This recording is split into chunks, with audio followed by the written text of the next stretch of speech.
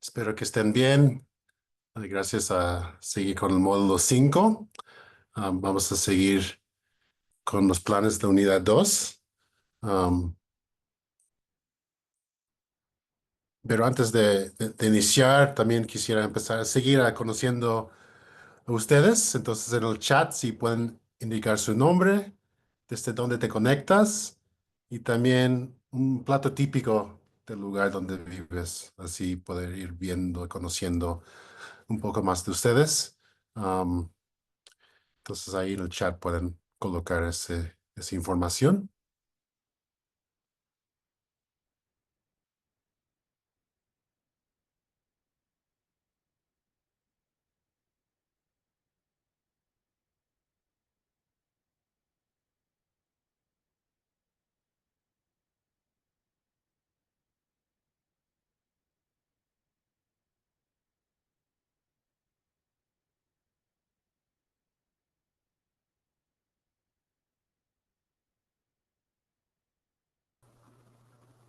Boa noite, professor. Daqui a pouco eu escrevo.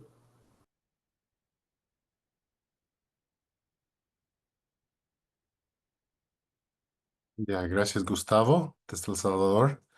Yuca frita con pepeshkas. ¿Qué son pepeshkas? Conoce a los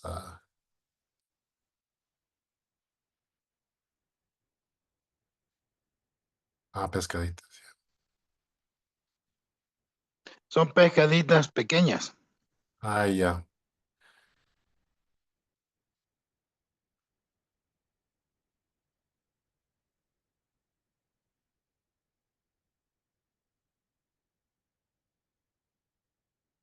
Efraín desde Ecuador, plato típico de papa con cuy. Ah, aquí en Bolivia se llama cuy conejos, pero son la misma cosa. Sámela, camarón, no bafo con azaí. Jazmín de rembaque, pescado.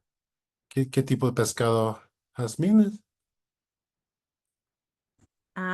Son todos los que tienen, buenas noches primeramente, son los que tienen, son los pescados de cuero. No importa si es surubí, si es pintado, si es el bagre, pero son pescado de cuero. Vaya, gracias. Zeneida desde Paraguay. Embejú. ¿Eso puedes Buenas describir qué noches, es? profe. Mbeyú sería la pronunciación en guaraní. Sería un plato típico elaborado de almidón de mandioca, Ya, gracias. principalmente. Angélica Pozole, si conoce Pozole. Daniel, tapioca, muy famoso, sí. Víctor Caracas, arepa, sí. Comí arepa con pollo una vez que fui a Ciudad Bolívar. O sea, hice una visita a la Universidad Indígena de Venezuela hace 10 años. No sé si sigue operando ahí en Bolívar, creo que es, ¿no? Pero no sé si todavía está funcionando, no sé si sabe. Tauca, creo que se llama. Ujú. Sí, sigue funcionando. Qué bien. Dermer Belice Bollos. ¿Qué es eso? Si puede explicar. Bueno, los bollos son como los tamales, Ajá. pero con pollo y es mucho más durito. Es una masa con tomate, con una pasta de tomate, cebolla y se envuelve como un tamal, casi como un tamal, pero es un bollo mucho más duro. Es salado, ¿no? Sí, es salado. Aquí en Bolivia hay los humintas, aquí en Cochabamba, pero son dulces, entonces prefiero los salados que los dulces. Gracias, Ibelio de Panamá. Guacho de rabito de puerco. Y el pueblo indígena es guacho de rabito de puerco. ¿Cómo se sirve eso? ¿Cómo se cocina? Bueno, buenas tardes, antes que nada. Buenas tardes. El guacho de rabito de puerco es una combinación de rabito de puerco con arroz y frijoles rojos, que son frijoles le dicen chiricano también. Eso se hace, eso es a nivel nacional, o sea, casi que todo lo que son panameños lo hacen. En cuanto al bollo, me refiero al bollo de maíz. Ah, Es en ya. las poblaciones indígenas, en la población, no, perdón, en mi población, Nove, se hace, es lo más típico que en cualquier casa se va a encontrar y casi que todos los días se va a encontrar, porque la mayoría producen maíz y con frijol rojo también.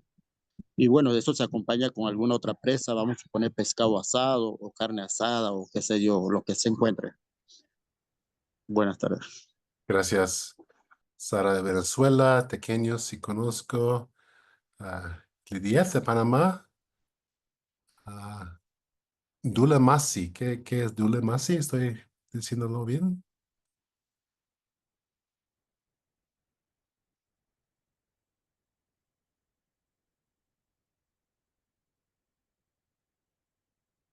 También puedes poner el chat también si no puedes hablar.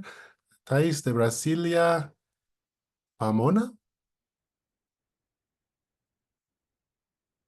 Eso Sí, pues, pamonha Pamoña. es un plato hecho con maíz verde rallado y cocido en la cáscara. Es muy bueno. Muchas gracias. Cristian, atol elote. Parece que es algo que también sirven en México, atol, pero um, es bebida, ¿no? Cristian. Sí, sí, es una bebida, es un atole. Ya, muchas gracias. Bueno, qué bien que he cenado antes de la clase, pero todo se suena muy bien. Entonces vamos a seguir iniciando con la tarea. Um, entonces espero que no ha sido tan difícil encontrar a alguien a entrevistar. Um, y en vez de tener grupos pequeños, vamos a compartir aquí en el grupo grande. Entonces, mientras están escuchando las respuestas o las reflexiones del grupo, quizás piensa por qué creen que asigné ese ejercicio. Entonces, no hay que responder ahora, pero pensando un poco, ah, aunque dije un poco algo en la última clase, pero creo que la actividad es, además del resumen, es poder compartir lo que han aprendido, sus reflexiones um, con esta tarea. Entonces, quisiera una persona voluntaria para responder algunas preguntas sobre esa tarea. Um, y claro, la idea era tener una conversación bastante informal, no tanto entrevista, pero quizás para dar un espacio para esas personas para compartir sus experiencias sobre la búsqueda de financiamiento para sus comunidades, para sus proyectos. Entonces, no sé si alguien quiere iniciar y compartir sobre esta entrevista y pueden responder esas preguntas sobre qué te sorprendieron más. um, ¿Cuál? Podemos tomar una por uno. Samela, por favor. Sí, gracias. Eu vou falar em português. Boa Adelante. noite, colegas. Essa atividade eu fiz com o professor Joaquim Maná, ele é do povo Runicuim, na literatura também conhecido como Kaxinawá, né? Ele, ele mora em Rio Branco, mora no Acre, no estado do Acre, Amazônia, aqui no Brasil. E a conversa, o professor Maná, ele pertence ao grupo de trabalho, né, da década que a gente tem aqui no Brasil e que a gente tem desde 2021, né, organizando aí essa agenda no Brasil. São uma série de lideranças indígenas que já trabalhavam com suas línguas, fortalecimento, revitalização, e que estão juntas discutindo essa pauta a nível nacional, né? E o professor Joaquim, ele trabalha já há cerca de 40 anos com o fortalecimento da língua Runicuim, mas não só da língua, de outros aspectos também da cultura, retomada, por exemplo, dos grafismos, e até recentemente eles conseguiram, né, reconhecimento dos grafismos a nível como um patrimônio, né, dos grafismos do povo Runicuim.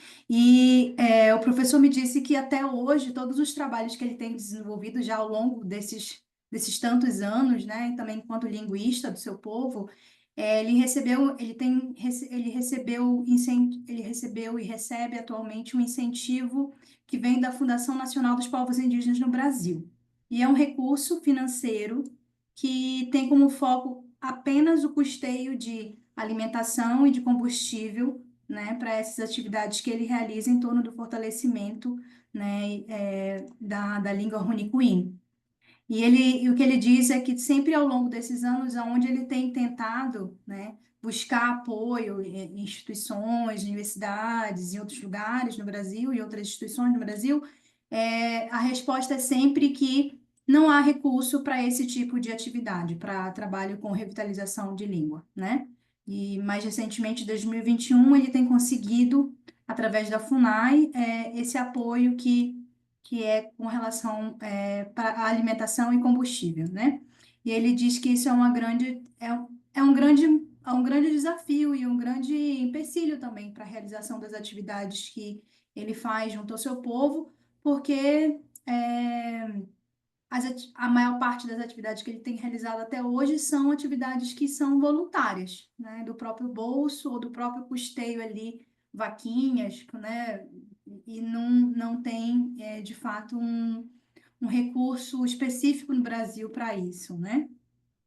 Apesar de que eu acho que os colegas do IFAM também podem falar sobre, com relação ao INDL, que é um Inventário Nacional da Diversidade Linguística no Brasil, que tem recurso para documentação, né? Documentação linguística, mas para projetos de revitalização e apoio a esses projetos a gente não tem, né? Então, foi um pouco do que o professor Joaquim Maná, do povo Runicuim, me respondeu. Muchas gracias por compartir. Jazmín. Muchas gracias. Yo voy a hablar acerca de la entrevista que tuve con el señor. A ver, aquí lo tengo. Rapidito. Se llama señor Ángel Edín Cartagena, es técnico del ILS Tacana. Él vive en Tumupasa, en la provincia de Vélez Iturralde, del departamento de La Paz. La entrevista fue el día de ayer. En cuanto a la primera pregunta ¿podría contarnos sobre su trabajo y en la revitalización de las lenguas? ¿Qué proyectos ha liderado o cuáles han participado? Bueno, me encantó la forma de cómo se emocionó al hablar él, porque es el único ILS que conozco que ha obtenido a través de proyectos pequeños, ha obtenido financiamiento. Obtuvo el financiamiento para los nidos bilingües. Primeramente se empezó con un nido bilingüe familiar de la familia Marupa. Entonces el nidito familiar se llamó Los Marupas, ¿no? Él empezó con eso, empezó con el plan, aquí hay uno, el PIE, creo que decía, el plan, y el plan para pueblos indígenas.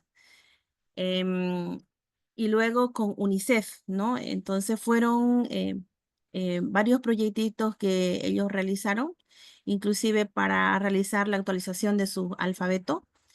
Hicieron talleres, el 2019, también hicieron encuentros con sabios, hicieron también libros, han hecho libros libros a nivel básico para poder enseñar a las personas más mayores, les han financiado eso en cuanto a la publicación. Luego, en cuanto a la segunda pregunta, si existen fondos específicos para la revitalización de las lenguas en su país, dijo él claramente que no había ningún fondo, que no encontró acá en Bolivia. Porque inclusive para el gobierno municipal que ellos pertenecen en San Buenaventura, le dan un techo presupuestario más o menos de 5.000 bolivianos, donde ellos tienen que luchar para poner en su POA del municipio y solamente han logrado 5.000 bolivianos, no han logrado más, ¿no? Y eso ellos ocupan para comprar materiales de escritorio. Pero dice él que es mucha burocracia, hay que hacer mucho papeleo, hay que hacer inclusive cotizaciones, 3 o 4 cotizaciones para que le puedan también dar factura, para que sea creíble, hacen rendición de cuenta. Entonces, eso es para él un poco más tedioso, ¿no? A veces dice él, no conviene tanto, son 5.000 bolivianos o 2.000 bolivianos te dan para tanto papeleo. A veces la gente se cansa y no quiere pedirlo, no quiere hacerlo, ¿no? En cuanto a los principales obstáculos, como ya les mencioné, de esto del financiamiento, es lo que les mencioné en cuanto al papeleo, la burocracia para muy poco dinero, ¿no? En cuanto a la cuarta pregunta, ¿cómo pueden las comunidades fortalecer sus capacidades para gestionar fondos? Lo que él decía era que no quedarnos ahí nomás. Si bien el IPLC les otorga a los ILC un monto de 10.000 bolivianos, pero eso no es suficiente. Entonces solamente da para los materiales de escritorio y no así para poder avanzar, capacitar, fortalecer y todo lo que se necesita, ¿no? A partir de su experiencia, las lecciones aprendidas que ellos han tenido ha sido de que es la falta también de planificación, ¿no? Pero a veces a tropezones dice que uno aprende. Lo más que él le gustó más es saber planificar, ¿no? Es saber planificar, una buena planificación con ideas claras para un proyecto, eso beneficia y lo único que queda es tocar puertas, no solamente a nivel nacional, sino a nivel internacional, que también aquí el FILAC y UNICEF les han dotado justamente suministros, ellos han logrado tener computadoras, inclusive una motocicleta a 0 kilómetros que les ha favorecido para poder ir a las comunidades. Ese proyecto lo han realizado a través también de la ABC, el FILAC. Entonces, eso para ellos ha sido un gran logro porque para ellos el transporte es importante para poder ir a las comunidades y hacer el trabajo que ellos están realizando, ¿no? Eso ha sido en cuanto a la entrevista con el señor Ángel Edín Cartagena. Bueno, así mismo lo tengo escrito, también lo tengo en audio. Tal vez eso lo puedo enviar si gusta. Muchas gracias. Sí, o sea, creo que el resumen está suficiente. Gracias por resumir y qué bueno que ha manifestado acción, poder hablar, aunque estaba hablando de cosas quizás de reto, pero quizás sintió que alguien le estaba escuchando y queriendo saber los obstáculos que tiene. Entonces, gracias por compartir. ¿Quieres más, por favor?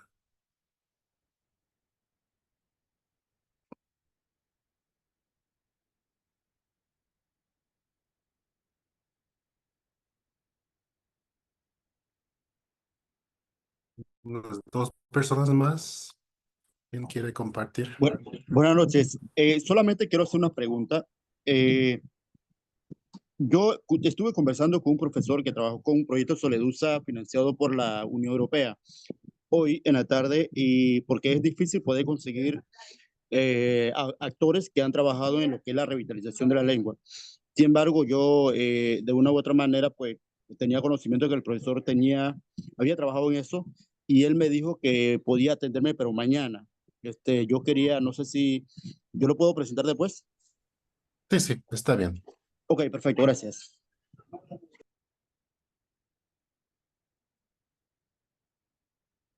¿Quieres más? Puede compartir sobre su conversación.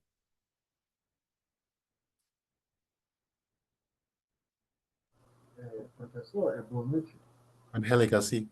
Adelante, por favor.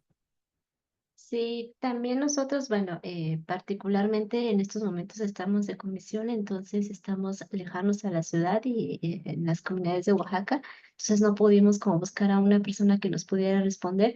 Estamos planteando hacer la entrevista en estos días y si se puede, pues ir compartiendo las respuestas, pero en términos generales, un poquito de la experiencia que yo he tenido gestionando estos proyectos y algo que me ha sorprendido bastante es que nos dicen que tenemos que tener un lenguaje para vender el proyecto, ¿no? ¿Qué tan importante es el proyecto?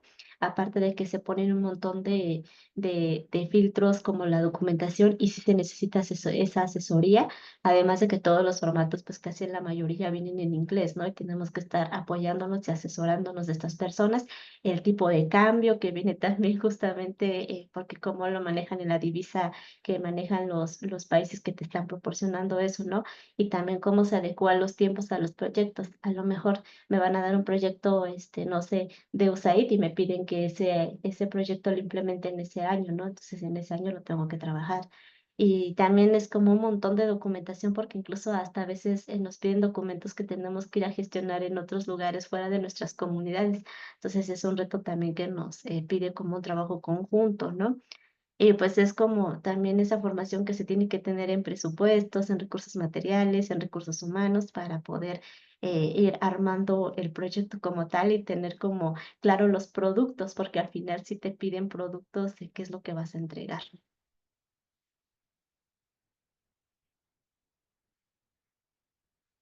Y eso a grandes rasgos, pero sí, estaremos compartiendo nuestras respuestas también. Muchas gracias. Perdón, se desconectó un ratito, pero escuché alguna parte de su intervención. Una persona más y después podemos seguir con el resto de... pero respondiendo a Angélica, sí, vamos a tocar algunos de esos temas en esta clase sobre la gran variedad de formatos, de solicitudes que piden financiadores y sí, viene todo el gama que con tanta documentación hasta que poco documentación, pero dependiendo tamaño del fondo, de dónde viene, entonces hay tantas variables. Entonces, si una persona más puede compartir y luego podemos seguir.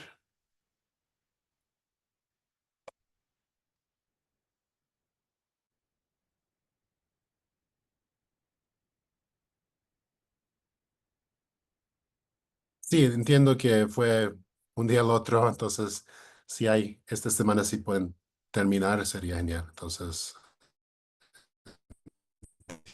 entiendo ese tema.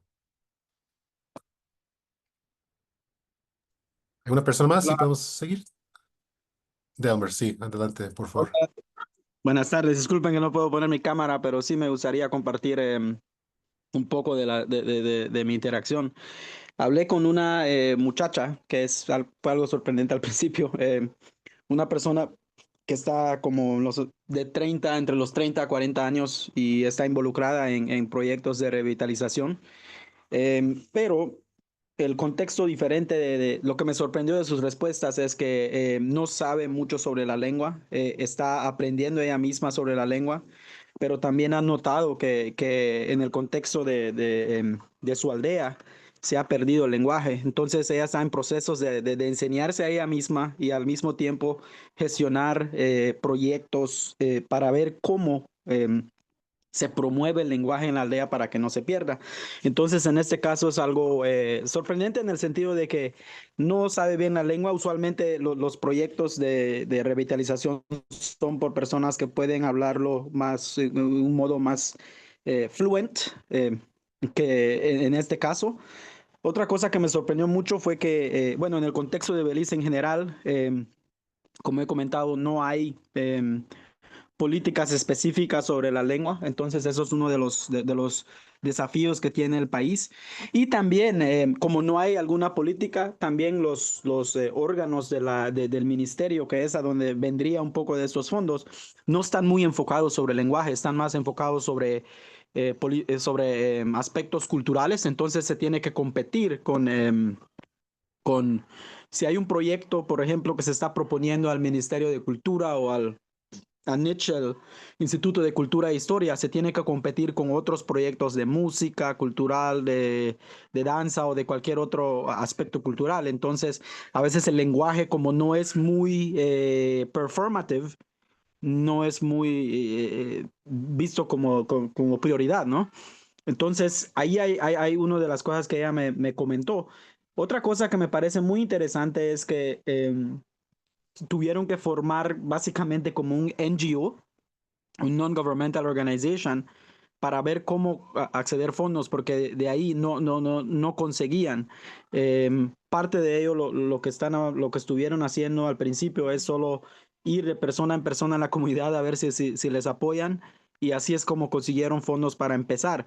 Pero para tener continuidad, el principal desafío que tienen es dinero, ¿no? El funding que no hay, y también cómo crear oportunidades desde los proyectos de lengua para hacer algún tipo de negocio, para generar ingresos para la organización que tienen. Pero al mismo tiempo, las personas que están participando en estos proyectos son personas que son profesionales, entonces son personas ya con algún trabajo, y ese trabajo lo hacen como en proceso de volunteer, ¿no? Son puras personas que están haciendo volunteer, que tienen que después de las tardes o tal vez los fines de semana se dedican a hacer algo sobre la lengua, pero no hay alguien full time que está haciendo algo como esto. Entonces eso es lo interesante, ¿no? Que son personas de mediana edad, profesionales, que están viendo cómo revitalizar la lengua porque están viendo que su generación no lo tiene y que la generación que viene después de ellos no lo tendrá. Y con eso se conectan con los ancianos de la comunidad para ver cómo promover el lenguaje. Entonces, solo eso quería dar, experiencia de Belice. Yucateca de Belice. Sí, sí, gracias, Delmer. Y sí, escuchando un poco de la competencia, hay fondos limitados y quizás hay muchos proyectos compitiendo para la misma bolsa, pero también hay estrategias que pueden tener intersecciones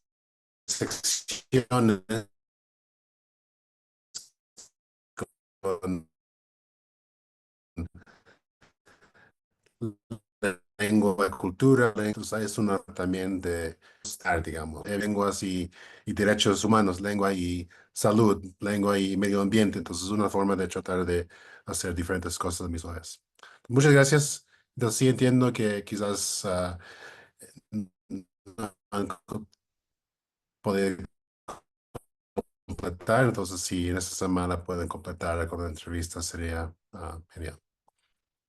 Entonces, entonces, respondiendo, no sé si alguien tiene una respuesta a esa pregunta, ¿por qué creen que asigné este ejercicio? Porque pensé que era algo importante intentar una actividad así. Entonces, ¿alguien tiene una respuesta, una idea? Porque esta actividad está parte del...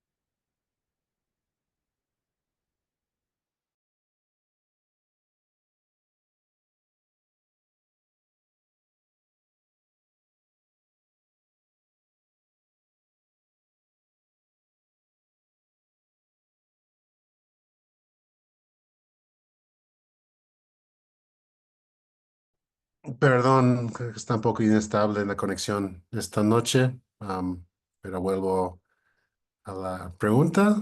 Si alguien quiere responder a la pregunta sobre por qué asigné esa tarea.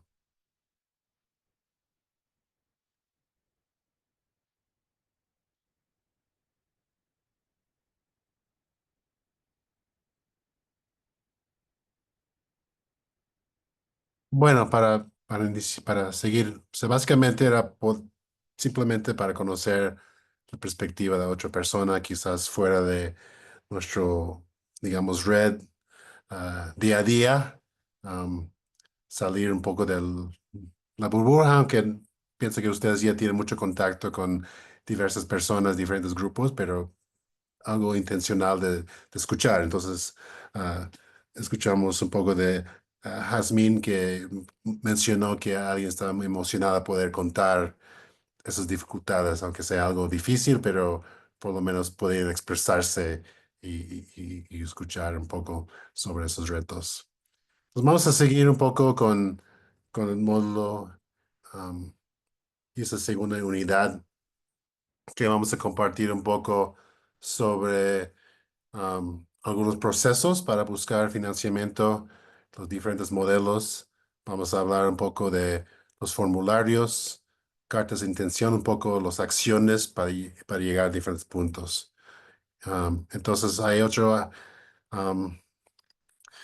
dinámica que usamos ese número de palabras. Entonces si pueden, ups,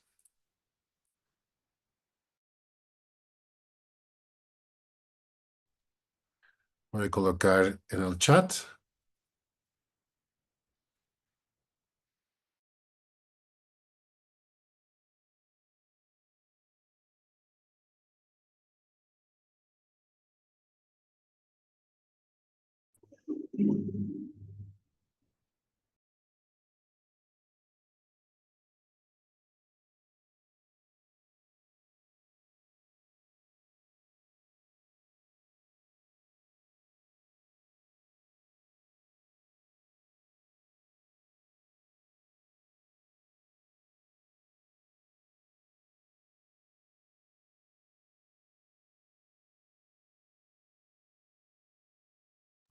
Oi, professor?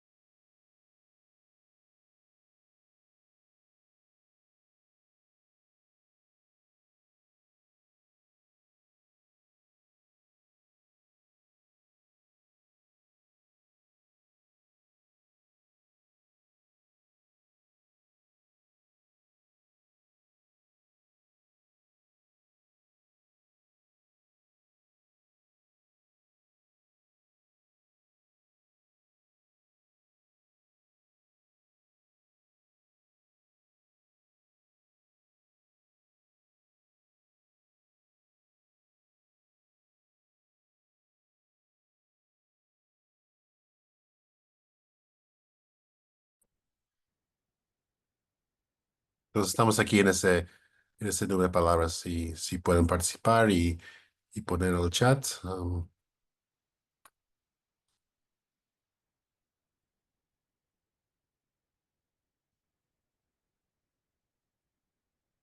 Perdón, compartir equivocado. Este es.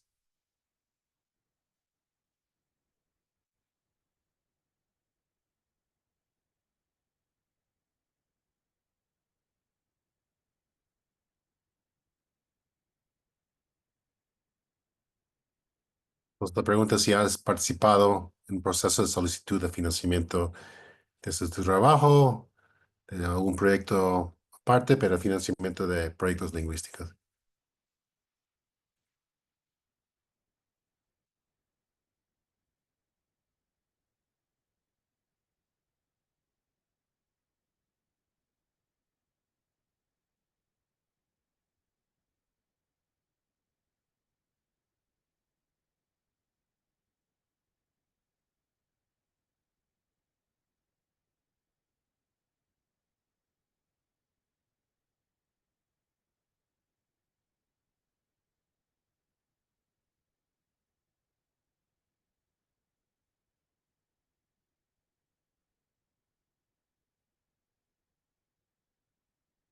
Estamos viendo algunas respuestas.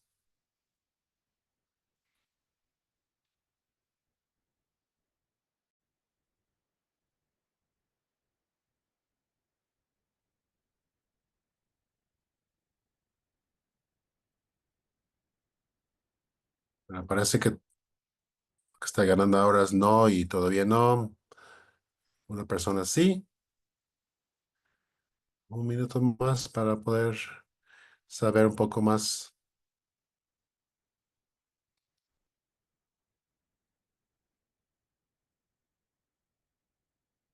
Bueno, entonces en este caso creo que um,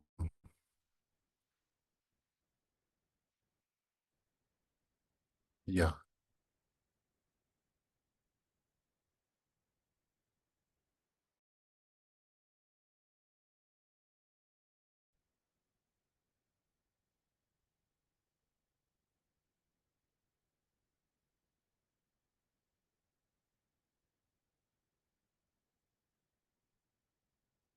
Entonces, como algo que conté en la primera sesión, que este mundo de recaudación de fondos no es una ciencia exacta, que no podemos decir que si sigues esos pasos van a lograr conseguir fondos para su proyecto, pero hay muchas variables, hay muchas opciones, hay muchos formatos.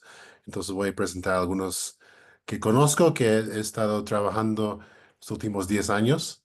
Um, entonces, para iniciar, um, el primer paso para acceder a convocatorias, hay, digamos, 5 o 6 formas principales de acceder a convocatorias. La primera es convocatoria abierta, que muchas veces son publicados en su página web de alguna institución, alguna ONG, fundación, que tiene fechas límites y que tiene muy claro la información, las personas que pueden postular y para qué. Y luego hay financiamiento por invitación, que son fundaciones, instituciones que, como dice, invitan para presentar un proyecto. Entonces, es algo que muchas veces se desarrolla por algún tipo de relación, contacto, como decía, networking, de conocer a un grupo que conoce su trabajo, se inicia una discusión, conversación, quizás vayan a conocer.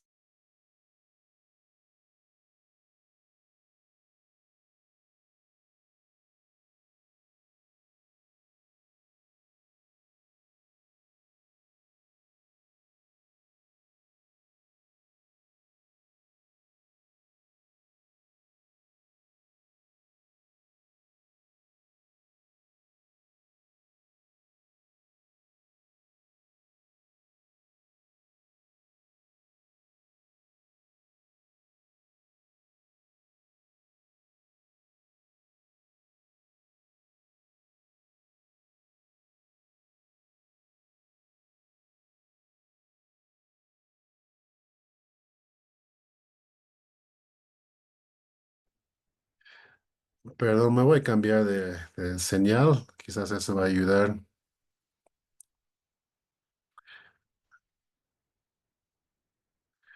Creo que es mi conexión aquí en Cochabamba. Um,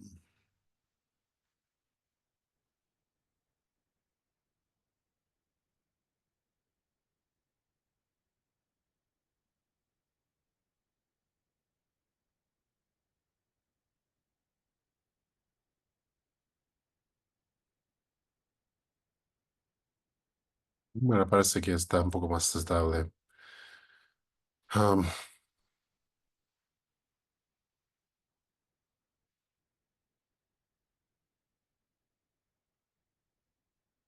Nos seguimos, estaba hablando un poco de financiamiento que tienen, um, que piden un aporte compartido, ¿no?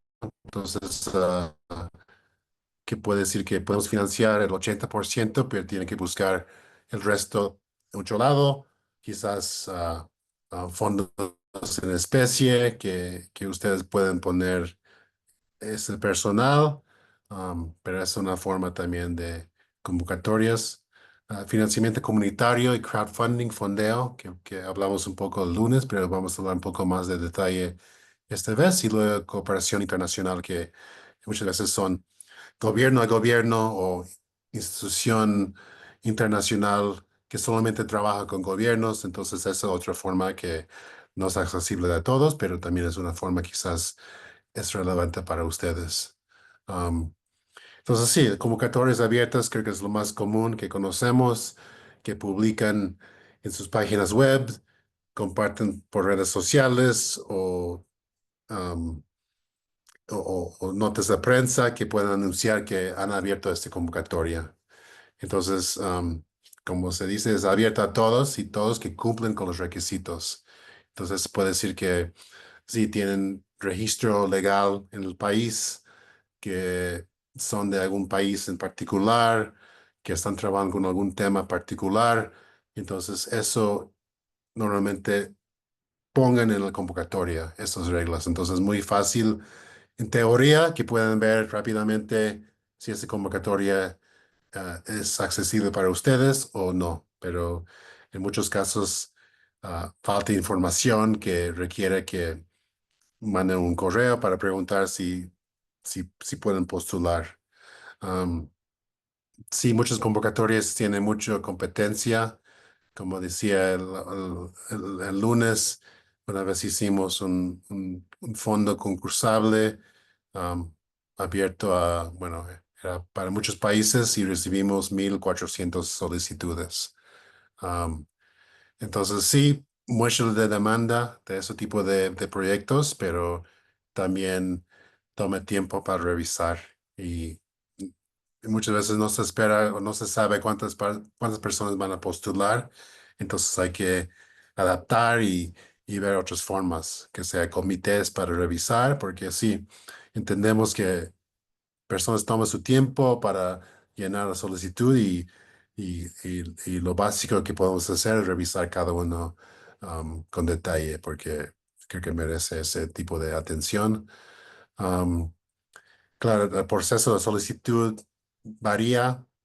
Normalmente está relacionado con el tamaño del fondo. Si es un fondo de $500,000, entonces sí, como decía la compañera, que pueden significar mucho papeleo, mucha documentación. Am, He visto solicitudes que al final es un paquete de 100 páginas y luego también había solicitudes que son una página, pero puede ser con algo menor. Entonces eso también hay que tomar en cuenta con las convocatorias abiertas y también los requisitos para poder solicitar. Am, que algunos fondos requieren que tengan ah, ese registro legal, pero también hay formas de buscar alianzas con un grupo. Por ejemplo, la ONG donde yo trabajo tiene base legal en Holanda, pero también trabajamos en todo el mundo. Pero también no podemos postular para muchos fondos porque no tenemos oficina o registro legal en muchos países. En estos casos, hacemos alianzas con diferentes ONGs o diferentes grupos que ya tienen ese registro legal. Um, y también hemos trabajado con diferentes grupos que no tienen registro legal en ningún país, que son simplemente un colectivo, un grupo de hablantes, son activistas que quieren postular y también hay financiadores que quieren trabajar con ellos. Entonces, lo que hay es lo que se llama patrocinador fiscal. Entonces, una organización legal que tiene registro que puede recibir el dinero y luego compartir con otro grupo. Entonces, el grupo que recibe son responsables por todo, cómo se usa el dinero que está siendo usado con los fines que indican en la propuesta, pero es una forma que colectivos, grupos más informales que pueden acceder a fondos y hacer trabajo sin tener ese proceso de registrarse legalmente. Entonces también hablamos un poco de financiamiento por invitación, que depende mucho en las relaciones. Ah, quizás se conoce algún congreso, una visita, y luego se les toma interés en su trabajo. Entonces es una forma de recibir invitación para mandar una propuesta. Muchas veces, creo que se mencionó antes en la llamada, en la clase, que es una forma de hacer marketing, un poco de mostrar el trabajo. Entiendo que en muchos países se siente más modesto, que no quieres hablar tanto del trabajo porque no quieren sentir creídos o que están mostrando todo lo que están haciendo, pero en algunos casos es necesario porque el trabajo importante que están haciendo ustedes um, hay- deberían conocer más gente. Entonces, hay formas de usar redes sociales, los medios. Antes se necesita contar con los medios de comunicación para que vayan a cubrir algún evento, actividad, pero ahora con la web, muchas personas, muchos grupos son sus propios medios que pueden compartir lo que están haciendo y formar sus propias narrativas sobre la importancia del trabajo. Entonces, en muchos casos nuestros, en Rising Voices, recibimos interés de personas de grupos, fundaciones que nos han leído o han visto nuestro sitio web, nuestras redes sociales, queriendo saber un poco más. Entonces, sabemos la importancia, pero también queremos usar las redes para una forma de amplificar y dar visibilidad al trabajo de las comunidades con quienes trabajamos. Entonces, sí, financiamiento de convocatoria permanente. Claro, la ventaja es que no hay fechas límites, que pueden mandar propuestas a cualquier momento, pero la desventaja es que no se sabe cuándo se terminan los fondos. O sea, que si hay ciertos momentos que están revisando un grupo de fondos, un grupo de solicitudes, o simplemente es algo que se llama rolling, que puede seguir el curso del año. Entonces, no hay tantos ejemplos como convocatorias abiertas. Creo que más grupos prefieren convocatorias abiertas porque hay un límite que ya vamos a dedicar 3 meses a solicitar postulaciones, revisar, estudiar, entrevistar a grupos y después dar los fondos, en vez de tener un año sin saber si van a llegar 50 un mes, 0, 10 el segundo mes. Entonces es una forma. Entonces es menos común, pero existe. Entonces sí, también decía que no se sabe cuándo se agotan los fondos. O sea, hay varios comunicatorios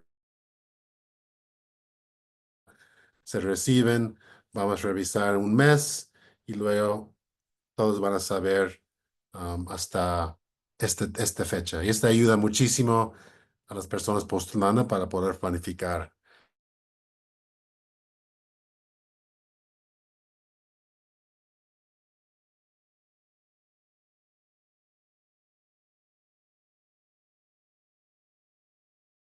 Eso es más y más común porque hay instituciones, fundaciones, grupos que no quieren ser lo único que está financiado, que muestra que también hay otros actores interesados en el proyecto. Entonces, en muchos casos, hay que buscar otros fondos para cubrir. Entonces, ponen en la solicitud en convocatoria que pueden financiar 80% y tienen que buscar 20%. Y sí, claro, cada tiene sus propias reglas que puede ser, o sea, aportaciones en especie, que quiere decir que puede ser, digamos, si ya cuentan con un edificio, un centro donde pueden hacer las actividades, ese también puede contar como aporte, porque no tienen que ir a buscar alquilar un lugar. Entonces ese pueden contar como un aporte.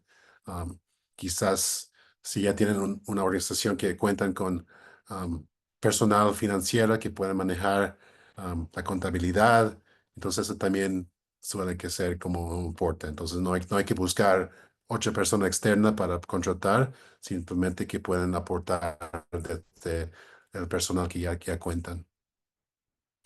Y luego creo que es algo interesante, hablamos un poco el lunes, pero el financiamiento comunitario, el fondeo, que permite que los grupos pueden ah, no tener que depender tanto en un fondo grande. Si no sale, entonces no pueden hacer sus actividades, pero si buscan donantes pequeños que pueden aportar poco a poco y hay interés en el proyecto, ese puede ser algo que puede quizás complementar otros fondos. Um, y también es una forma de involucrar a personas que comparten la idea o comparten el deseo de trabajar con lenguas, que puede también ayudar con difundir. No sé si han visto diferentes campañas que, aunque no pueden donar en ese momento, sí pueden compartir con sus redes para poder llegar a más personas.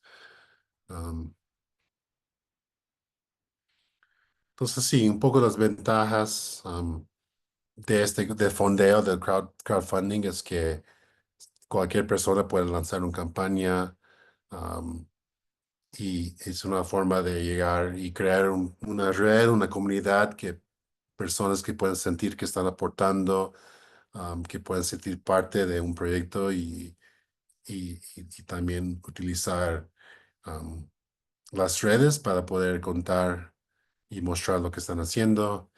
Y en muchos casos las campañas de crowdfunding sirven como un piloto. Bueno, más en el lado de productos o cosas nuevos que pueden usarlo como prototipo.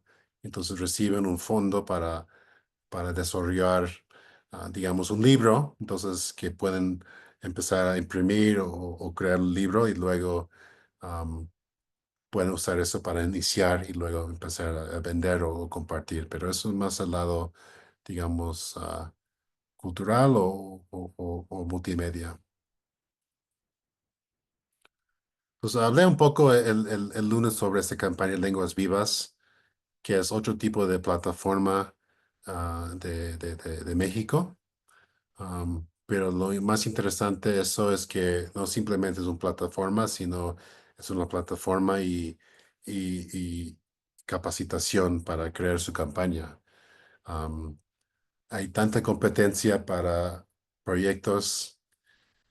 Recibimos, como decía, recibimos 1000 propuestas un año, entonces hay mucha demanda y es importante tratar de mostrar elementos únicos porque este proyecto es diferente que otros. Entonces es mucha competencia, entonces mucho es el marketing, la publicidad, es mostrar lo que están haciendo.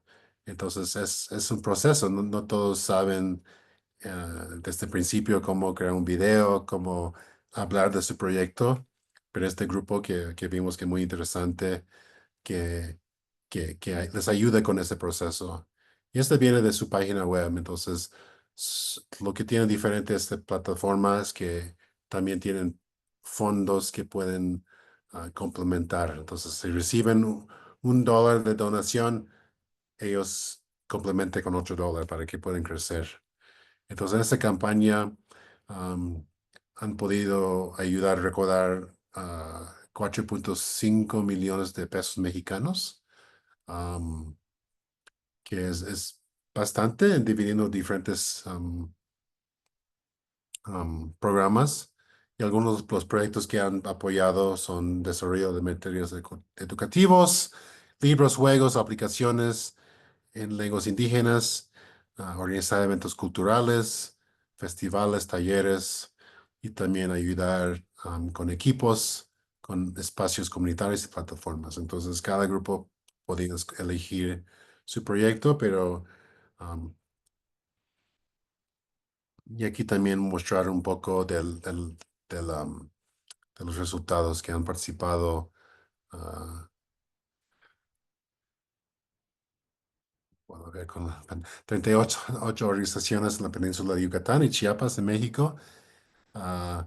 Y había como 1000 donantes a los 45 proyectos. Entonces, no sé si tengo el audio aquí, a ver.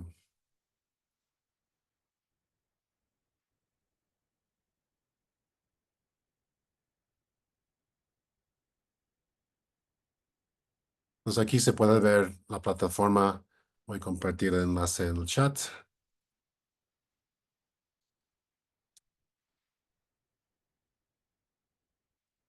Por ahí que pueden ver la plataforma. Entonces, hay el nombre del proyecto, cuánto están pidiendo, solicitando. Aquí en este caso $6,000, 250,000 pesos mexicanos, 50,000 pesos mexicanos. Entonces, parte del proceso es también pensar en lo que necesitan para realizar su actividad.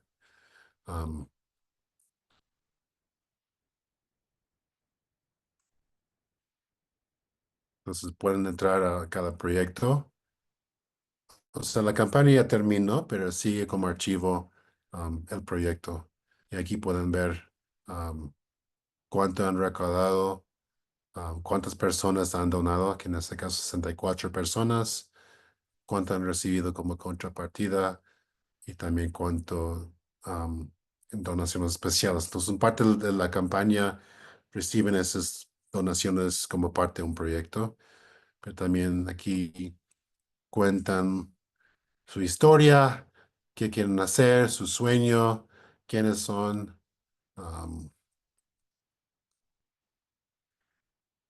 Y aquí pueden ver las personas que han donado con un comentario. Mucho éxito con el proyecto. O sea, es una forma que alguien se puede sentir que son parte, aportando una campaña.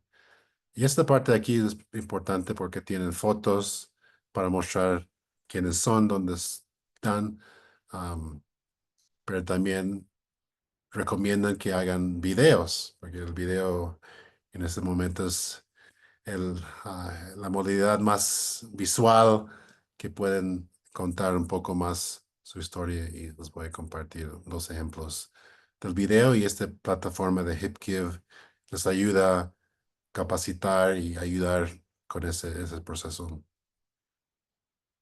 Me avisan si no escuchan el audio. Nutrir la lengua maya. Queremos formar a 10 mujeres líderes comunitarias como promotoras de nutrición mayablantes en 5 comunidades del municipio de Yaxcabá, que acompañen a las mujeres en las sesiones de nutrición cuando cocinan y dan de comer a sus hijos e hijas. Letele berenjena machujango cacho, yetele acelgao.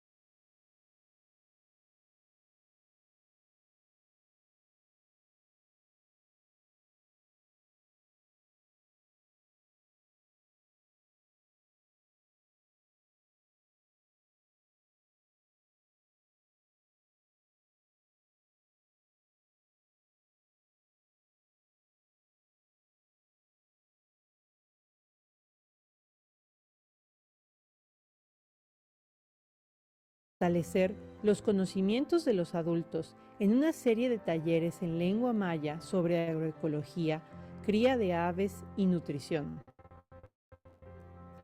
Pues seguir tu bet huerto, mac cada tonaya u bet huerto, uchan bet granja y luya la cash, yo lo beita lo consumir tic mismo alimento que lo huaycaje, mu ta de pachi.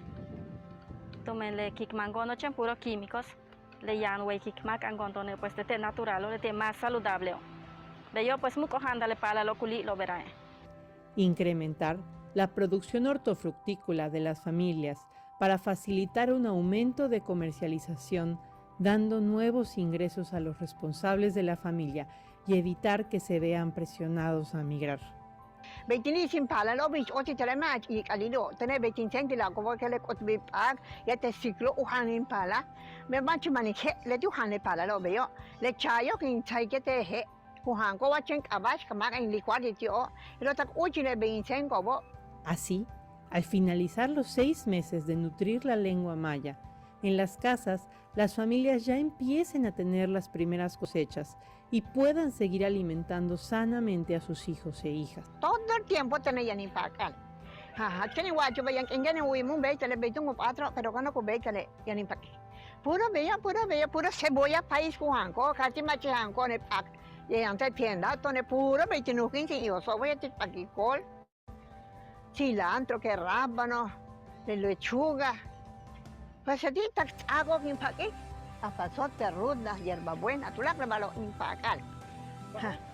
La campaña Nutrir la lengua maya garantiza que por cada 600 pesos recaudados, un menor tenga acceso a 12 comidas completas y que en su comunidad se formen promotoras nutricionales mayablantes y se impartan talleres a sus padres. Todo esto con el fin de mejorar su alimentación. Con tu apoyo en las campañas Maíz para Resistir y Nutrir para el Futuro, logramos recaudar lo equivalente a 120 toneladas de maíz, que se repartió entre las familias más necesitadas. Hoy, tu aportación vuelve a hacer la diferencia. Ayúdanos a difundir, nutrir la lengua maya. Pues ese fue un ejemplo del video que usaron para su campaña. Y como pueden ver, esa intersección con la lengua y nutrición. Entonces, es un ejemplo y les voy a mostrar uno más.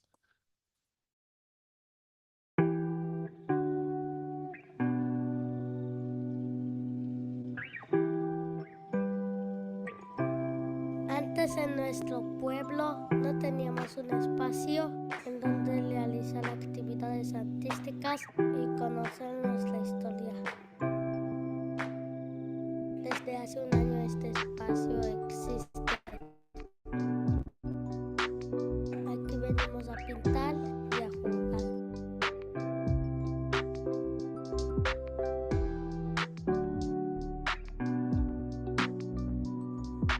Hemos ayudado a pintar murales. También hemos aprendido sobre fotografía y video. Pero también aprendemos lengua maya. Con tu apoyo queremos seguir manteniendo vivo este espacio donde se resguarda la memoria de nuestros ancestros.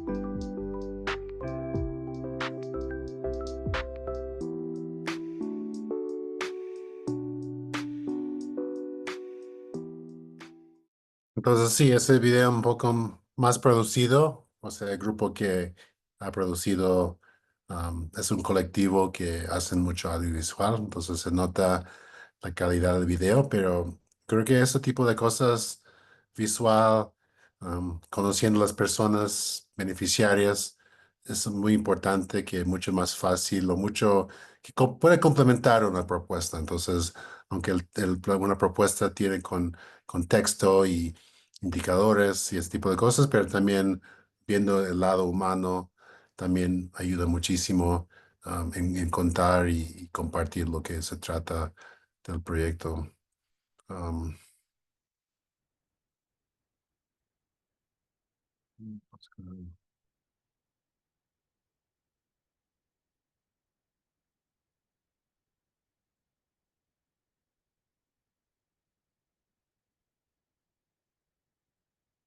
Segundo, perdón.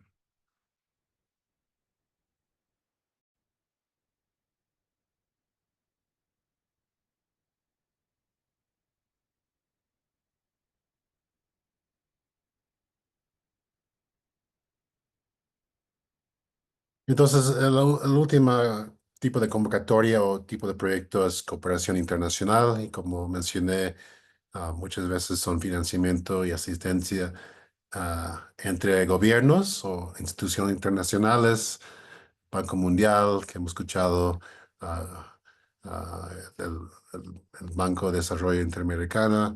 Entonces, muchas veces son gobierno a gobierno, que es algo que no tengo mucha experiencia, entonces no quiero contar un poco que no sepa, pero sé que ustedes sí quizás tienen experiencia con este tipo de cooperación, este tipo de proyectos. Entonces quisiera abrir la palabra a ustedes si pueden compartir un poco su experiencia con en este, um, en este ámbito. No sé si alguien quiere compartir si han su oficina, su institución. Hemos escuchado el lunes que había ejemplos con UNICEF, um, con la OEI, por ejemplo. Entonces, si pueden compartir um, cómo se inició ese proceso, um, en qué se trata el proyecto y digamos, lecciones aprendidas sobre este tipo de cooperación.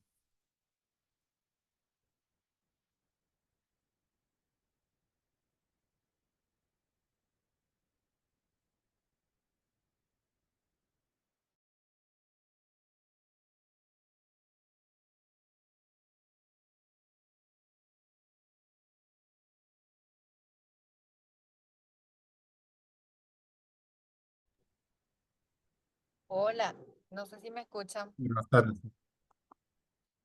¿Sí? Sí, adelante. Sí. Bueno, quiero compartir un poco una experiencia de trabajo con dos agencias de cooperación internacional que a lo largo de mi carrera tuve la oportunidad de trabajar. La primera de ellas es una cooperación internacional del Banco Interamericano de Desarrollo y la otra es una cooperación internacional de la Agencia de Cooperación Española. En ambos casos, lo que puedo dejar como lección aprendida es que lamentablemente cuando el financiamiento exterior, digamos, se retira, es muy difícil la sostenibilidad de los procesos. Sobre todo porque estas financiaciones, en la experiencia de mi país, por lo menos, han sido uno, un préstamo reembolsable y otro, un préstamo no reembolsable. Y uno duró 10 años, otro duró 6, tuvo una siguiente etapa, pero no se sostuvo en el tiempo. Y lamentablemente esa es la debilidad de estos procesos, la sostenibilidad posterior a la culminación del financiamiento exterior. Por lo menos esa es la experiencia. En el primer caso, el programa se llamó Escuela Viva. Yo trabajé puntualmente en un componente rural que trabajaba educación no formal en contextos rurales y contextos indígenas. Y el segundo también fue un proyecto direccionado a la alfabetización no formal en el modelo de la palabra generadora de Paulo Freire, en contextos también rurales, contextos de encierro y contextos indígenas. Entonces, ese es un poco lo que puedo dejar como una cuestión que por lo menos en nuestra sociedad paraguaya aún tenemos que trabajar. Gracias. Y no sé si puede compartir, no sé si fue algo que sus instituciones le acercaron al gobierno o algo que ustedes respondieron a una convocatoria o cómo funcionó, cómo llegó a ese punto para que lograron ese. En ambos casos fueron gestiones del gobierno central y a través en mi país, ese tipo de cooperaciones las tiene que aprobar el Parlamento, entonces las gestionó el Ministerio de Educación en aquel tiempo, que es parte del Ejecutivo acá en Paraguay, y bueno, se hicieron las gestiones con la Cancillería y el Parlamento, entonces fueron gestiones a nivel gubernamental desde el gobierno central liderado por la Cancillería. Ujú. Gracias. ¿Otras experiencias que pueden compartir?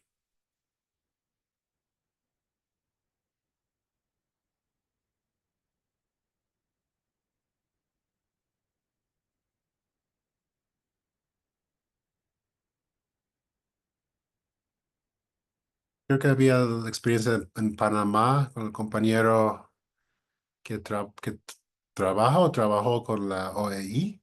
No sé si puede compartir un poco sobre. Bueno, yo fui contratado para dar una consultoría en la lengua en Overe,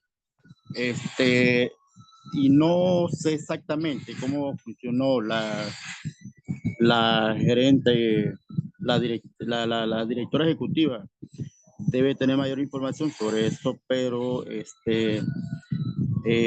financiamiento, yo tengo entendido que fue un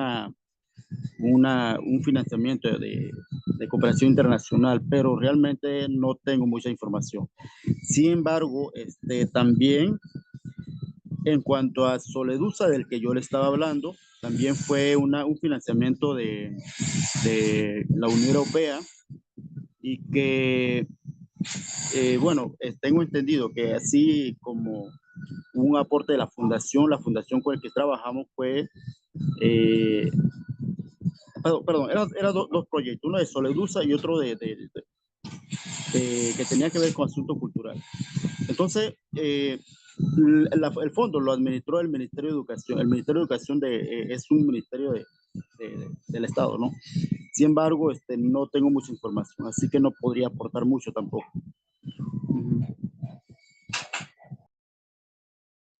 Está bien, entiendo. Muchas gracias. Unas 2 personas más y podemos seguir. O sea, me fascina esta parte, como decía, no tengo mucha experiencia, aunque hemos estado parte de consorcios que han podido acceder a fondos de la Unión Europea, también de cooperación de Suecia, pero en muchos casos requiere mucho documentación. La solicitud nos tomó como una semana para colectar todos los requisitos. Claro, era un fondo significativo. En un caso o sea, el proyecto salió, el otro proyecto no. Entonces a veces hay que invertir tiempo sin saber si va a salir, pero no sé si ha sido experiencia de otras personas de, digamos, la documentación, los informes, alguna otra experiencia con Jazmín, por favor. Gracias. Vea, yo estaba trabajando en el IPLC. Allí teníamos financiamiento de UNICEF para algunos proyectos.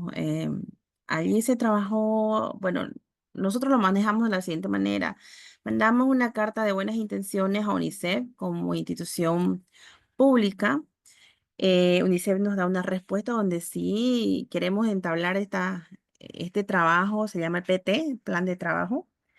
Nos reunimos para, para ver como IPELC, que es el Instituto Provincial de Estudios de Lengua y Cultura, que nuestra raíz madre es la revitalización de las lenguas, es la revitalización de la cultura, ¿no?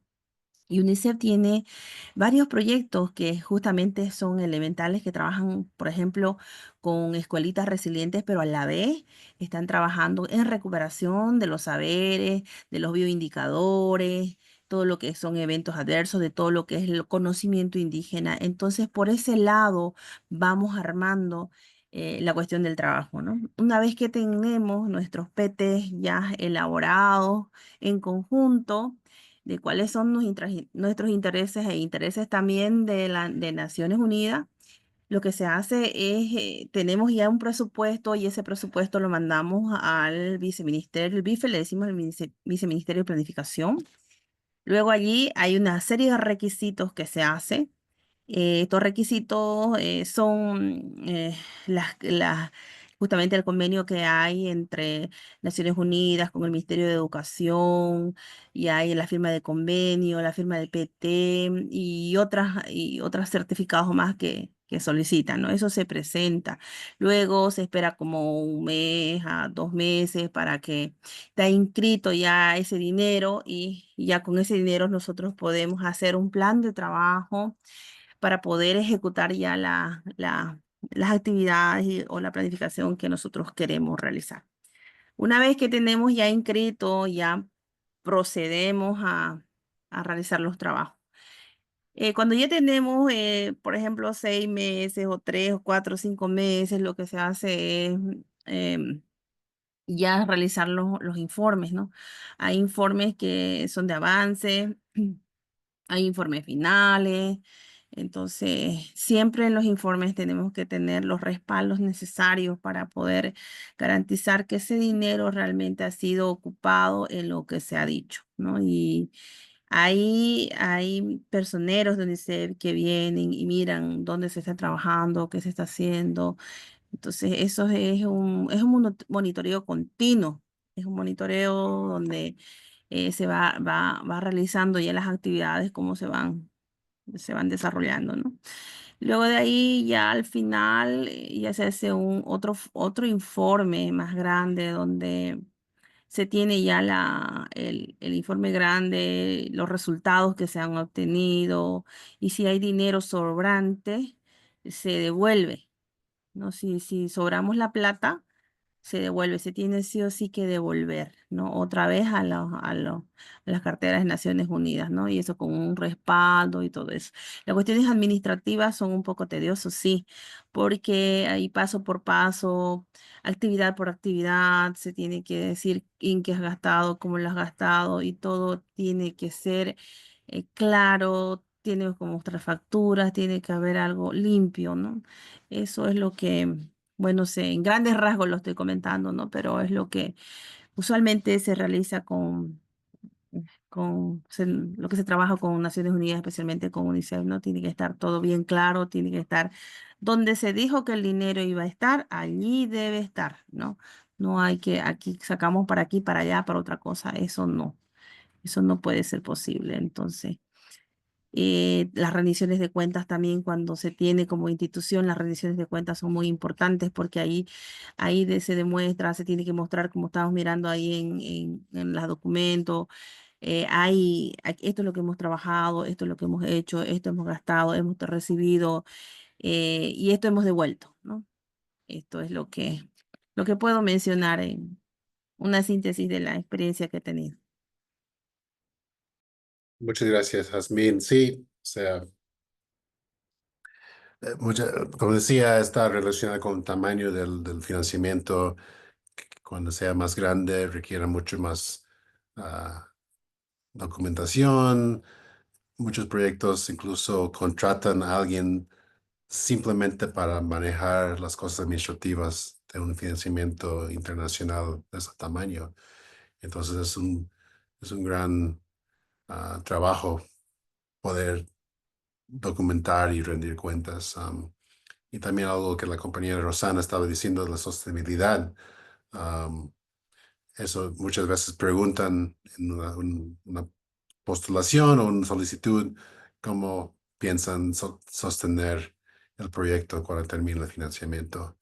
Um, en muchos casos sí pueden planificar que, bueno, al final del último año vamos a, claro, no se espera hasta el final para seguir buscando otros fondos, pero sabiendo que quizás en algunos casos no hay otros fondos, pero se puede planificar eso.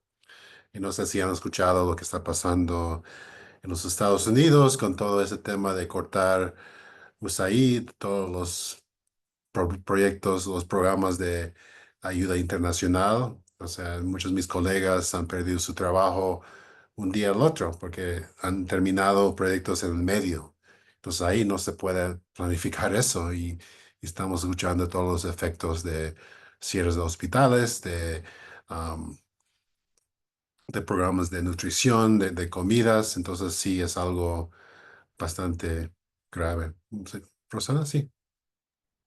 Sí, algo más que quería señalar que he aprendido, yo llevo en esta cuestión de proyectos de cooperación desde el 2003, ya son como 22 años de trabajo en este y con distintos tipos de financiamiento y que para mí es clave, hay una previsión que hay que hacer que son como las condiciones que debe darse. A veces cuando nosotros hacemos proyectos, y hablo así de proyectos nacionales a mediana o gran escala, hay unas condicionantes externas al proyecto que se deben dar para que el proyecto avance, aun cuando uno puede prever los objetivos, prever los recursos, tener fluidez, digamos, en la movilidad de los recursos, hay como unas condiciones que se tienen que ir dando en el proceso.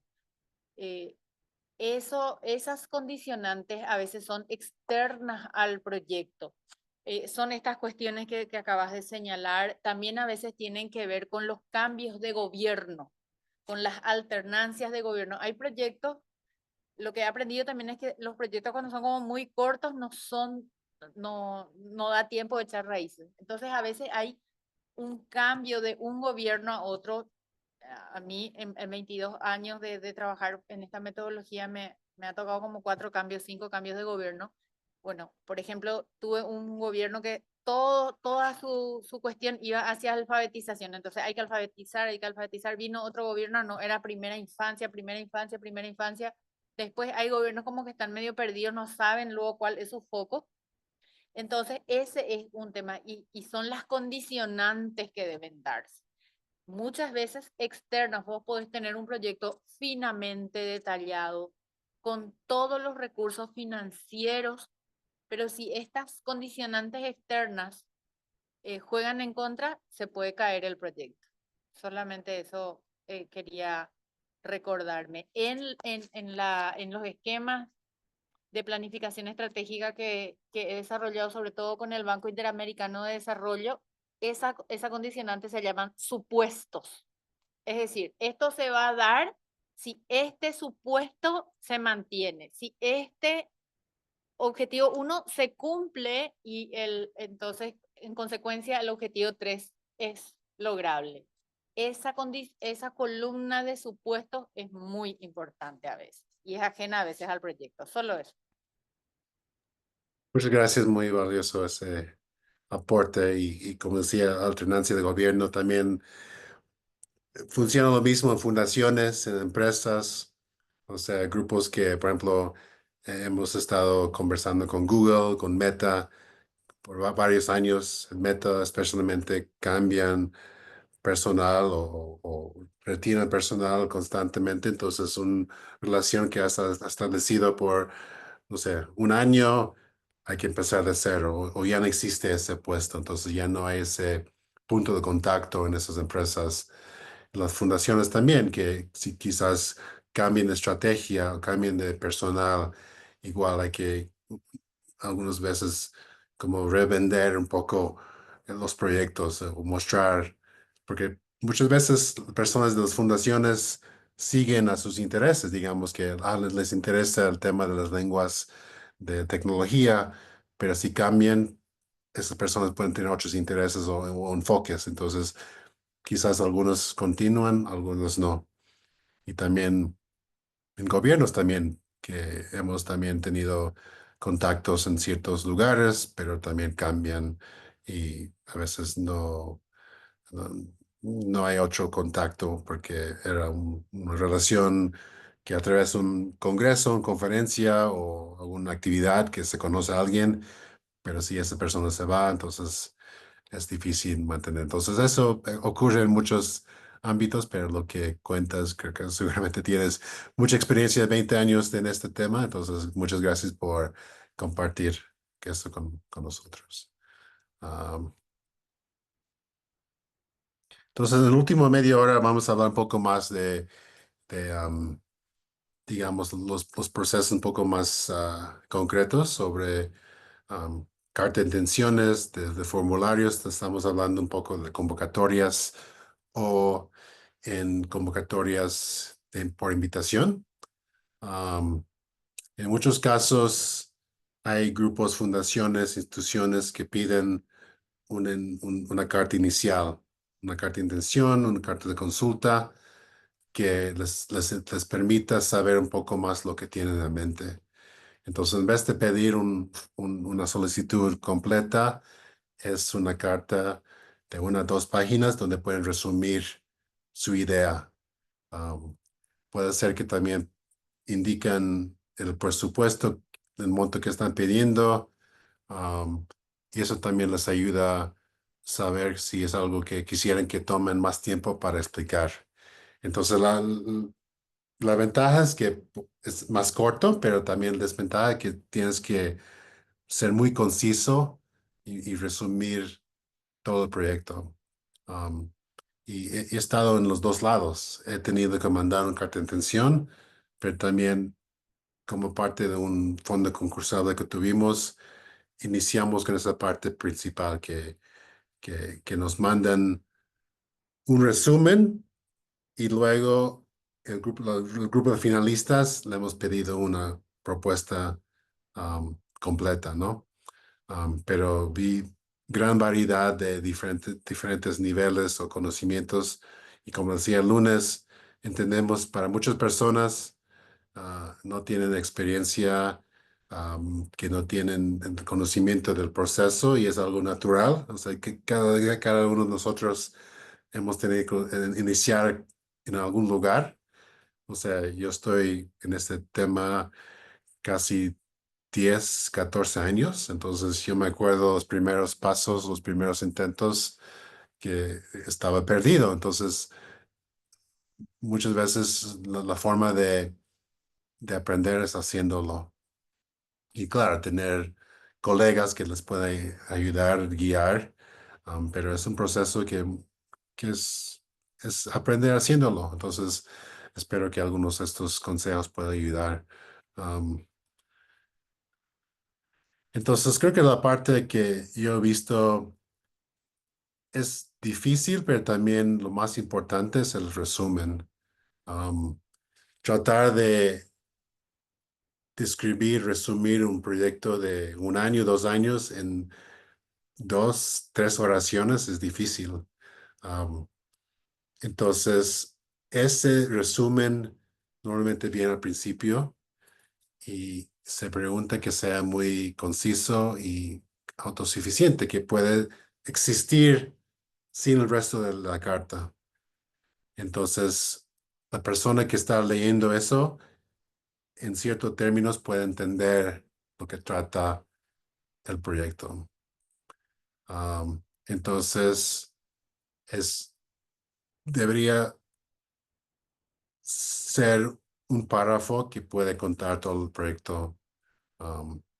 Entonces, a veces contiene el quién, dónde, cuándo, o sea, quién quiere hacer qué, que he visto a veces se refiere. Entonces, sabiendo que ese párrafo puede existir sí solo y luego hay más chance en la carta para explicar un poco otros elementos. Y en muchos casos, no sé si han escuchado ese concepto de presentación relámpago o también discurso de ascensor. Y ese término existe porque es una actividad que les ayuda a pensar si tuvieras, digamos, 1 minuto con una persona en una fundación, una institución que da fondos, ¿qué les puede decir en ese minuto para convencer que es algo que debería tener interés? Entonces, no es simplemente hablar de por qué es necesario, porque la historia de la lengua o eso, pero muy conciso que queremos dar talleres de la lengua en esta comunidad, porque los niños, las niñas de la comunidad no se perdieron la lengua, pero algo muy conciso. Entonces ahora, en vez de hacerlo como tarea, queremos hacerlo um, en la clase.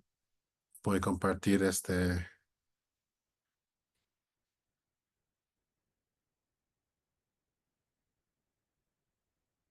debe estar abierto.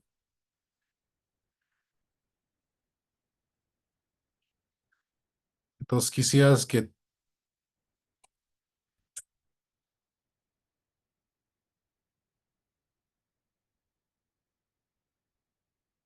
pues no vamos a hacer todo, pero quizás más el párrafo de apertura. Am, Tengo entendido que están trabajando en un proyecto grupal o también pueden usar un proyecto que ya están realizando en su trabajo, pero quisieran que pueden redactar un párrafo, 2, 3 líneas sobre este proyecto y vamos a compartir. Entonces, pueden hacer en su propia máquina y luego podemos compartir. Entonces, les doy unos 10 minutos para poder realizar eso. Entonces, básicamente es escribir un párrafo, un resumen de un proyecto. Puede ser un proyecto inventado, un proyecto que ya están haciendo ahora, pero simplemente qué deseas hacer. Um, voy- entonces, aquí, si se acuerda que sea quién quiere hacer qué, o sea, quiénes son ustedes, cuáles son las actividades, qué están haciendo con la lengua. Entonces, algo muy conciso para que sea muy claro lo que van a hacer. No sé si tienen preguntas, pero que sea algo individual y podemos compartir algunos ejemplos. Entonces, en vez de asignarlo como tarea, vamos a hacerlo en la misma clase.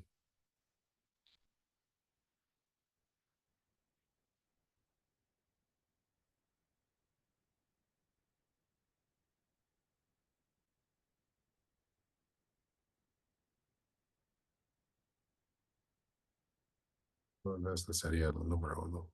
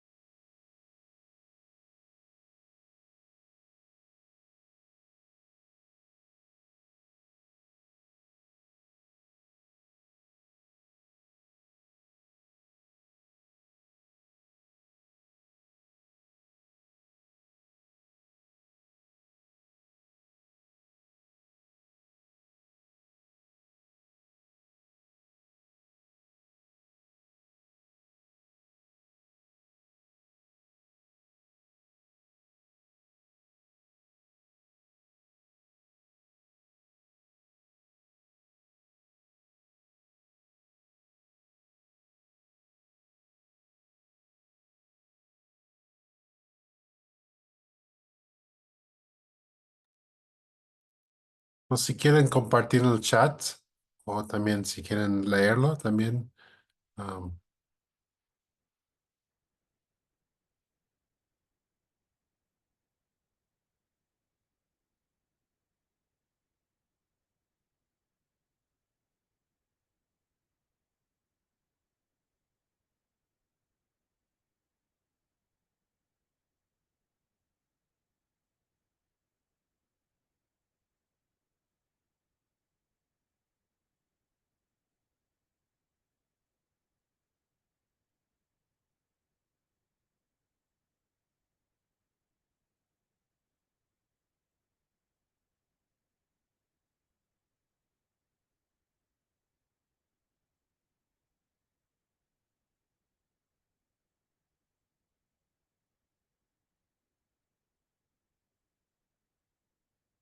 Gracias, Daniel.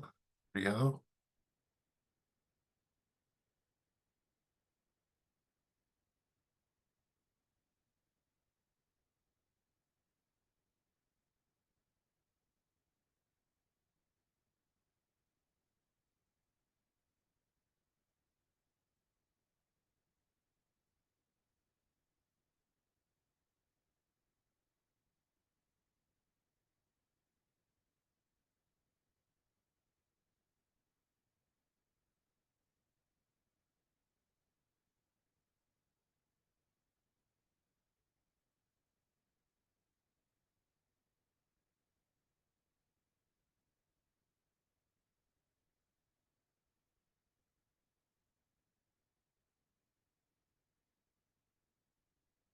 Bueno, podemos seguir si quieren compartir en el chat o también en la plantilla. Es una práctica y también en estos días puedo poner algunos comentarios. Entonces, si quieren poner su nombre, bueno, aquí, por ejemplo, aquí están colocando algunos colegas. Entonces, si quieren poner su nombre al principio, entonces ahí podemos conocer quién puso y puedo poner algunos comentarios también. Entonces, muchas gracias.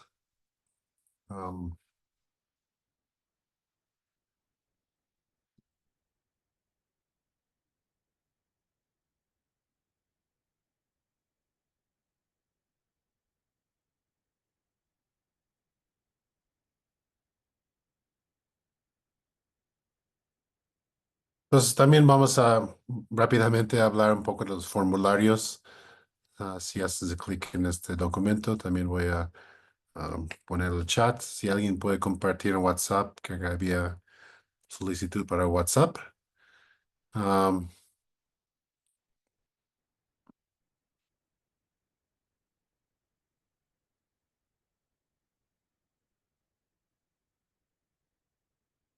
Pues aquí también en muchos formularios van a ver preguntas, elementos en común. Claro, no se puede generalizar que cada solicitud es lo mismo, pero muchos tienen los mismos elementos. Por ejemplo, voy a tocar algunos aquí, objetivos y impacto. Creo que otra cosa que vi en algunas postulaciones es hablar objetivos como actividades. Eso creo que es un tema que veo que un objetivo es como queremos dar clases o queremos comprar equipos, pero creo que esas son actividades o acciones que llegan a un objetivo. El objetivo es aumentar el número de hablantes de la lengua o poder dar oportunidades para usar medios de comunicación para difundir la lengua. Entonces son objetivos, pero no son actividades. Entonces creo que ahí hay un concepto que en inglés se llama SMART, pero también veo que en español también existe como SMART, que quiere decir específico, medible, alcanzable, relevante y tiempo definido. Entonces, básicamente es una forma de pensar en objetivos con esas características. Específico, claro, que sea muy claro lo que se quiere lograr. Cómo se podía, cómo piensan medir eso. Entonces, si quieren decir que queremos aumentar el número de hablantes, hay que pensar cómo van a medir eso. O que si quieren cambiar la actitud acerca de la lengua en los jóvenes, hay que proponer cómo van a medir eso. Entonces, también alcanzable, que también sea realista. Um, si quieren proponer un proyecto que duplica el número de hablantes en un mes, puede ser no alcanzable. Entonces los financiadores también van a ver ese tema, que si es algo que realmente han pensado, que es algo factible, relevante, que está asociado con otros objetivos de la propuesta y también que pueden definir cuánto tiempo están proponiendo. Y claro, es muy claro la diferencia entre objetivos y actividades, pero también muchos formularios piden esas actividades, una línea de tiempo, en qué tiempo piensan hacer, cuál es el orden de las actividades que piensan realizar, y eso también tiene que ser relacionado con los objetivos. Y no todos, pero muchos formularios también preguntan sobre la participación comunitaria en la propuesta. Entonces, si pueden mostrar que han consultado o dónde han sacado que son necesidades que son solicitadas por la comunidad, creo que es muy valioso ese tipo de aporte. Lo que hemos hablado en la última conversación sobre sostenibilidad. Um, pero cuando se escucha esta palabra sostenible, claro, se piensa en financiamiento. ¿De dónde van a sacar más dinero para sostener este proyecto? Pero puede ser también en proyectos más reducidos, cómo van a sostener la participación de las personas beneficiarias. Y en algunos casos es que pueden enseñar o pueden ser lo que han aprendido que tenga un efecto réplica. Entonces, he visto en otros casos que sostenibilidad no siempre es los fondos, pero simplemente cuando termina el proyecto, no quiere decir que los que están aprendiendo la lengua van a terminar, o ya no van a participar en esta actividad, pero quizás mostrar estrategias para que puedan seguir aprendiendo. Quizás si tienen equipos, si tienen materiales que pueden utilizar después que termina el proyecto, entonces es una otra forma de mostrar sostenibilidad. Alianzas también es importante y que puede ayudar a sostener el proyecto. Creo que una parte más difícil quizás es proponer cómo van a medir y evaluar el impacto del proyecto. Entonces van a pedir indicadores, cómo va a evaluar el progreso del proyecto. En muchos casos son cuantitativos, otros son cualitativos, y también cómo se incorpora la retroalimentación de la comunidad. Entonces, creo que todos hemos escuchado cualitativo, cuantitativo. Aquí un pequeño tabla sobre la diferencia entre los dos. Cuantitativa, sabemos que son números estadísticos, pero creo que más y más hay financiadores que no simplemente están buscando en poder contar número de personas que están asistiendo a un taller, digamos, pero quieren saber que realmente están asistiendo y están pudiendo beneficiarse por los cursos, las actividades, los servicios, pero eso también es un poco más difícil medir. Y ahí viene la evaluación cualitativa, en entender un poco las experiencias y procesos, quizás cambios de actitudes de las personas beneficiarias. ¿Y cómo se hace eso? Entrevistas, grupos focales, observación, encuestas, pero muchas veces son cosas informado por las personas. Entonces, pueden decir que después de los cursos me siento así, o he visto este cambio, que ahora tengo mejor o más aprecio por mi lengua. Entonces, este tipo de cosas también que puede complementar la evaluación cuantitativa.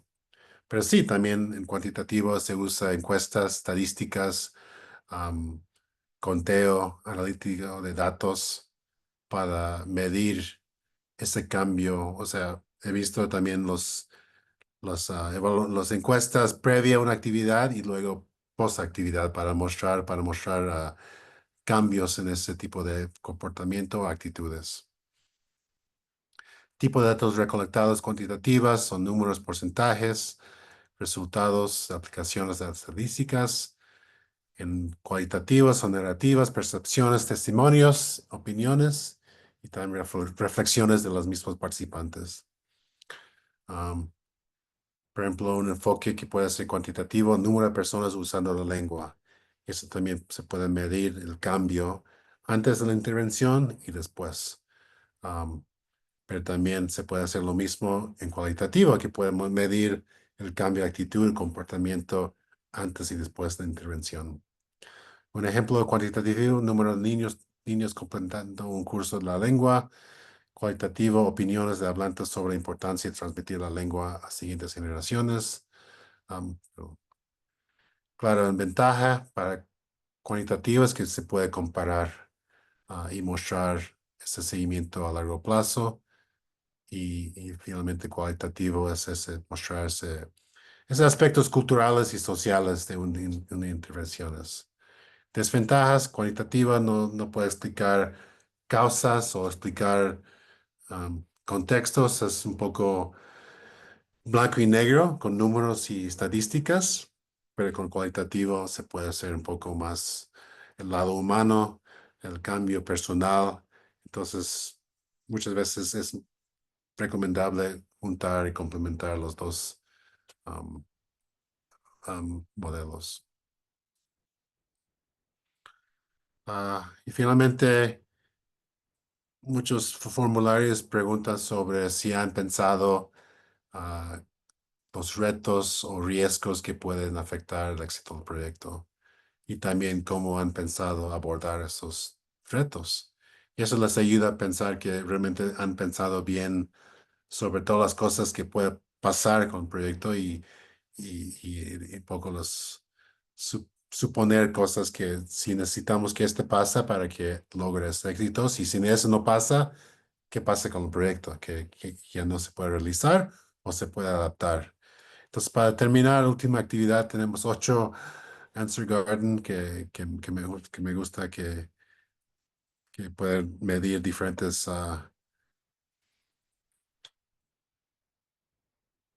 voy a compartir una vez más aquí.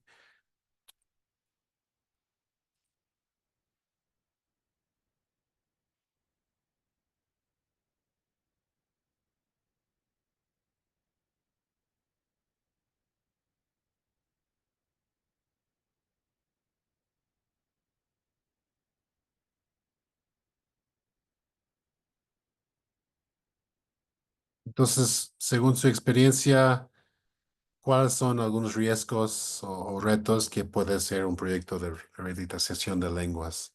Entonces, sí, también pueden colocar sus respuestas. Podemos ver variedad de respuestas del grupo. Y con eso vamos a terminar la clase.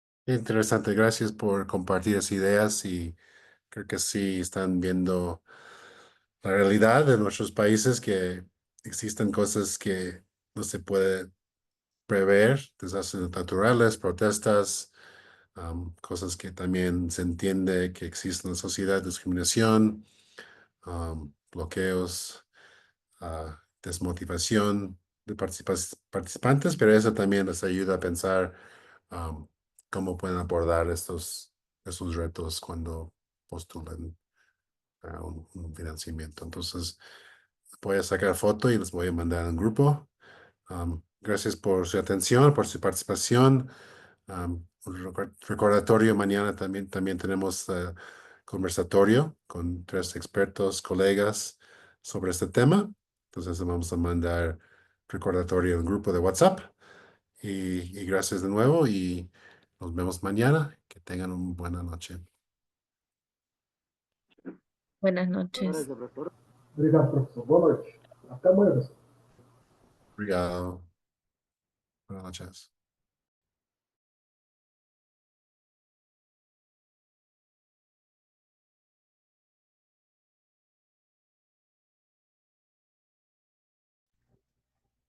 Boa noite, professor. Boa noite, todo mundo. Muito lenta aqui a minha internet.